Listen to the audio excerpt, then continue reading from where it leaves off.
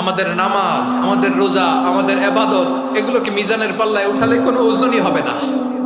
তবে আমাদের একটা কৌশল জানা আছে, আমরা আল্লাহর রহমতের ভিখারি। আমরা সেদিন আগেই গুনার স্বীকৃতি দিয়ে দেব।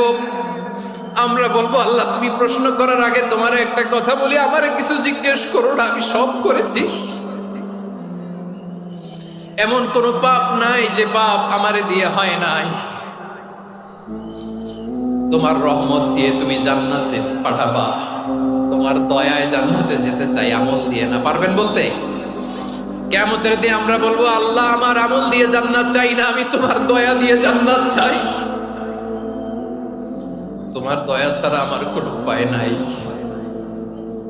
কারণ আল্লাহ যদি বিচার করে, বাঁচার কারো উপায় নাই। আল্লাহ যদি বলে ফেলেন তুই এটা করলি কেন, ওখানে গেলি কেন, কোরআনে 1000 বার নিষেধ করলাম তারপরেও এই পাপে জড়ালি কেন, এরকম প্রশ্ন ছুড়ে দিলে আমার উত্তর আছে? বাঁচার কোনো উপায় আছে? রোজ হাসরে হে আল্লাহ আমার করোনা বিচার, আল্লাহ করোনা বিচার।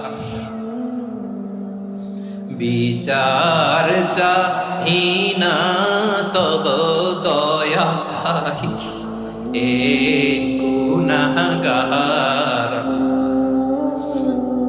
করোনা বিচার। আপনার আমল দিয়ে জান্নাতে যাবেন? কি দিয়ে যাবেন? আল্লাহর দয়া দিয়ে। আল্লাহর রহম আর দয়া ছাড়া কেউ জান্নাতের চেহারাও দেখতে পাবে না।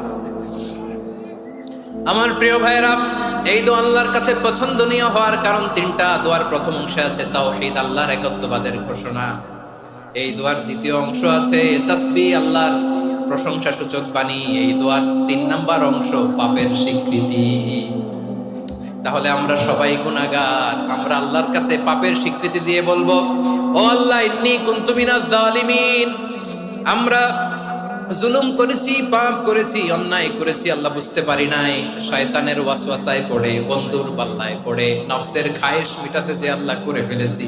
তুমি গুনাহ না মাফ না করলে আমাদের গুনাহ মাফ করার দ্বিতীয় কেউ নাই। ঠিক কিনা বলেন?